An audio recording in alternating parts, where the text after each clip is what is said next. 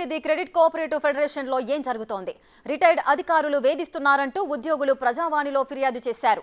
MD ఏకపక్ష నిర్ణయాలు తీసుకుంటూ తమ జీవితాలతో ఆడుకుంటున్నారని ఆవేదన వ్యక్తం చేస్తున్నారు. 2 ఏళ్ల కాంట్రాక్టుపై శ్రీనిధికి వచ్చిన విద్యాసాగర్ రెడ్డి 2022లో రిటైర్మెంట్ వయసు దాటినా కుర్చీ వదలడం లేదట. ప్రభుత్వ రంగ స్థలంలో 328 కోట్ల టర్నోవర్ దాటితే ఐఏఎస్ స్థాయి అధికారికి బాధ్యతలు అప్పగిస్తారు. 5,400 కోట్ల టర్నోవర్ ఉన్న శ్రీనిధికి ఎండీగా రిటైర్డ్ అధికారిని కొనసాగించడం ఏంటని ఉద్యోగుల ప్రశ్న. 2020 వరకు 520 మంది ఉద్యోగులుండగా ఇప్పుడు ఆ సంఖ్య 350కి చేరింది. ఎండీ టార్గెట్ చేయడంతో కొందరు జాబ్ మానేశారు, కొందరిని తొలగించారు. ఈ ప్రభావం రుణాల పంపిణీ, రికవరీపై తీవ్రంగా పడింది. 2019 నుంచే సెర్ఫ్ ఉద్యోగులను ఎండీ దూరం పెట్టారని చెబుతున్నారు.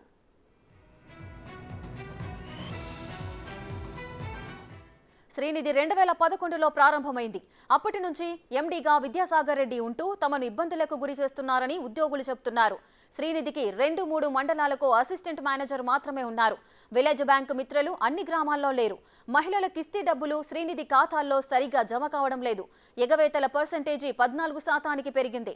ఎండీతో సహా మరో 8 మంది రిటైర్డ్ ఉద్యోగులను విధుల నుంచి తొలగించాలని, ఎంక్వైరీ జరిపించాలని ఉద్యోగులు డిమాండ్ చేస్తున్నారు. ఇదే అంశానికి సంబంధించిన మరిన్ని వివరాలు మా ప్రతినిధి అంజుమ అందిస్తారు.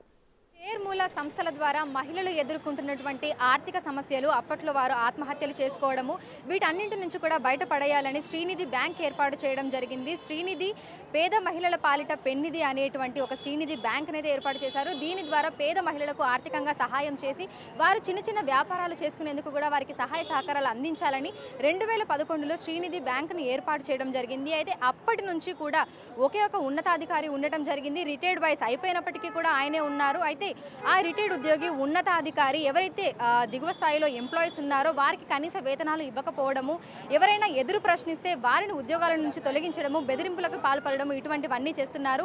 ఈ నేపథ్యంలోనే ఆయా ఎంప్లాయీస్ ఎవరైతే ఉన్నారో వివిధ జిల్లాల నుంచి ఆ ఎంప్లాయీస్ అందరూ కూడా ఈరోజు ప్రజాభవన్లో ఉన్నటువంటి ప్రజావాణిలో తమ సమస్యను వెళ్ళగక్కుకోవడానికి ఇక్కడికి రావడం జరిగింది. ప్రస్తుతం వారు మనతో పాటు ఉన్నారు. ఈ సమస్యకు సంబంధించినటువంటి మరిన్ని విషయాలను కూడా మనం వారి మాటల్లోనే అడిగి తెలుసుకుందాము. సార్ నమస్తే, ఎక్కడి నుంచి వచ్చారు? నమస్తే అండి, నేను వరంగల్ నుండి వచ్చాను. నా పేరు అరుణ్ సింగ్.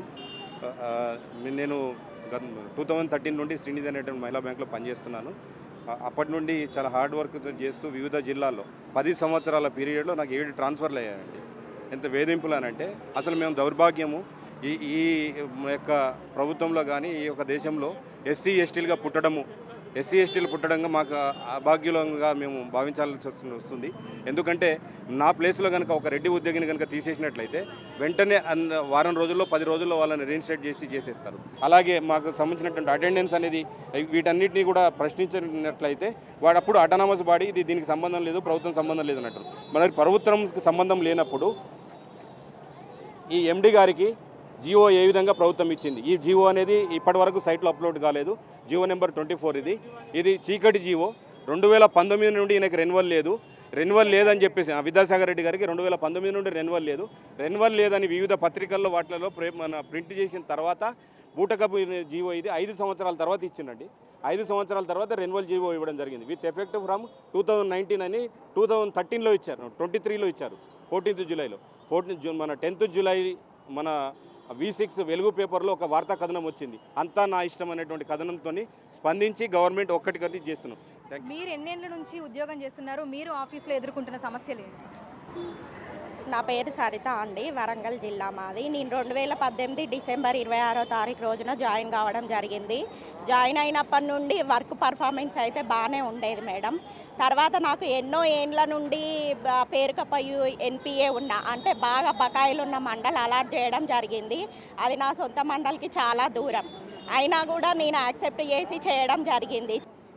అన్న, ఇన్నేళ్ల నుంచి ఒకటే ఎండీ ఉన్నప్పుడు మీరు ఆ పై స్థాయి అధికారుల దగ్గరికి వెళ్ళడం కానీ, లేదంటే సంబంధిత అధికారులతోటి మీరు దీని గురించి మాట్లాడడము, ఎందుకు ఈ విధంగా చేస్తున్నారు, ఎంప్లాయీస్ పట్ల ఈయన ఈ విధంగా ప్రవర్తిస్తున్నారు అని మీరు ఎవరిని కాంటాక్ట్ అవ్వడం కానీ, ఎవరికైనా అర్జీ పెట్టుకోవడం కానీ ఏమీ చేయలేదా? మేము ఆల్రెడీ, నా పేరు నాగపూర్ రామ్మోడి, నేను నాగరికల్ నుంచి వచ్చినండి. ఇలాంటి రిటైర్డ్ ఉద్యోగులు తర్వాత పే స్కేల్ లేకుండా, మాకు క్యాడర్ ఫిక్సేషన్ లేకుండా కనీస వేతనం కూడా మాకు ఇవ్వట్లేదు. దీనికి సంబంధించి కన్సర్న్ మంత్రి గారు, గౌరవ మంత్రి సీతక్క గారి నుంచి డిప్యూటీ సీఎం వరకు సీఎంఓ అజిత్ రెడ్డి గారి నుంచి అందరికీ కూడా కంప్లైంట్ చేయడం జరిగింది. మా సమస్యలు ఇవి ఉన్నాయి, మాకు సహకరించండి, మేము అగమ్య గోచరంగా ఉన్నాము. తెలంగాణ రాష్ట్రం ఏర్పడిన తర్వాత కూడా చాలీచాలని బతుకులతో జీవిస్తుందంటే ఉన్న శ్రీనిధి ఉద్యోగులే. రాష్ట్ర ప్రభుత్వానికి విజ్ఞప్తి చేస్తున్నాం. ఓకే అన్న. సార్, ఇప్పుడు ఎంతమంది ఉద్యోగాలు కోల్పోవడం జరిగింది, అదేవిధంగా మీరు ఇప్పుడు ఏర్పడినటువంటి కొత్త రాష్ట్ర ప్రభుత్వం నుంచి మీరేం కోరుకుంటున్నారు? ఈరోజు మీరు ఏ అంశాల మీద మీరు ప్రజావాణిలో మీరు దరఖాస్తు పెట్టుకోవడం జరిగింది? మేడం, ఇప్పటికీ మేము 4 సార్లు ప్రజావానికి అప్లికేషన్ ఇవ్వడం జరిగింది. మాకు న్యాయం చేస్తారని చెప్పి అనుకుంటున్నాం. అయితే ఇక్కడ ఈ అప్లికేషన్స్ అన్నీ కూడా ప్రిన్సిపల్ సెక్రటరీ గారికి వెళ్తే, రూరల్ డెవలప్మెంట్ సందీప్ కుమార్ సుల్తాన్ గారికి వెళ్తే ఆయన మళ్ళీ తీసుకుపోయి ఎండి గారికి ఇస్తున్నారు. మరి దొంగ చేతికి మళ్ళీ తాళం ఇచ్చి చేసినాక మళ్ళీ దానికి ఏముంటుంది? అందుకని మేము ప్రభుత్వాన్ని ఏమంటున్నామనంటే, మీరు మన ముఖ్యమంత్రి గారిని అలాగే సీతక్క గారిని మేము వేడుకుంటున్నాం. సీతక్క గారు వెంటనే రివ్యూ పెట్టడం జరిగింది. ఇంటర్నల్ ఎంక్వైరీ పెట్టినామని చెప్పినట్టు ఇంటర్నల్ ఎంక్వైరీ పెడితే వీళ్ళని కొనసాగించి ఇంటర్నల్ ఎంక్వైరీ పెడితే అక్కడ ఏం ఫలితాలు ఉండవు, అంత ఏం లేదు, అంత సాఫీగానే నడుస్తుందని చెప్తారు. నేను ఎక్కడంటే అక్కడండి. ఇప్పటికీ SC ST commission, national SC ST commission, state SC ST commission, NHRC, అలాగే మన state human rights commission, BC commission, వీటన్నిటిలో కూడా దాదాపుగా 8 మంది కంప్లైంట్ చేయడం జరిగింది. మీ కుటుంబ సభ్యులను మేము దయచేసి మేము వేరే రకంగా కామెంట్ చేయట్లేదు, కానీ మా బాధను అర్థం చేసుకోండి. మీ కుటుంబ సభ్యులు ఒక్కరోజు వచ్చి వారం రోజులు మాకు ఫీల్డ్లో పనిచేయండి. ఆ ట్యాబ్ ఒకటి ఉంటుందండి, అటెండెన్స్ పెట్టుకుంటే ఎంత దారుణమైన పరిస్థితి అని అంటే, మేమేమన్నా రోడ్ల మీద తిరిగేటువంటి ఉద్యోగులమా? ఈ ట్యాబ్ను పట్టుకొని గంటల తరబడి లోన్స్ కొట్టాలి, కళ్ళు ఐస్ ఎఫెక్ట్ వస్తాయి. దీంతో రాజీనామా చేసినటువంటి సిబ్బంది ఉన్నారు. ఈ ట్యాబ్ను పట్టుకొని ఒక మహిళా ఉద్యోగి రోడ్డు మీద నిల్చుంటే రీల్స్ చేద్దామని చెప్పి రా పిల్ల అని చెప్పేసి రకరకాలుగా కామెంట్ చేస్తున్నారు. భర్తలు ఇది చేస్తున్నారు. టైమింగ్స్ అనేది ఉండదు. ఉదయం వెళ్ళినట్లయితే రాత్రి 9 గంటల వరకు. ఏ యొక్క భర్త వదిలిపోతారండి? ఎవరు యూజ్ చేస్తారు? మీ కుటుంబాలను అట్లా పంపించండి ఎవరినైనా. ఈ ఫలితాలతో మీరు ఏ విధంగా కంటిన్యూ అవుతున్నారు? మీరు జియోలో మెన్షన్ చేశారు, అండ్ మీ పర్ఫార్మెన్స్ని బేస్ చేసుకుని ఎన్పిఏ, అవుట్ స్టాండింగ్, అలాగే రికవరీ, ఆడిట్ అని చెప్పేసి ఎక్కడైనా ఆర్టీఐ అప్లికేషన్ పెడితే సమాచారం ఇస్తున్నారా? మీ దొంగతనాలు బయటపడతాయని చెప్పేసి మీరు ఇవ్వట్లేదు. మీరు కనుక ఈ విధంగా ఇవ్వకపోతే మా కుటుంబాల రోడ్డు మీదకి వచ్చి ధర్నాలు చేసి మిమ్మల్ని ఆఫీస్ నుండి గెంటే పరిస్థితి వస్తుంది. దయచేసి అర్థం చేసుకోండి, మాకు ఉపాధిని కల్పించండి, మా పొట్టగొట్టకండి, దయచేసి మిమ్మల్ని వేడుకుంటున్నాం. Thank you.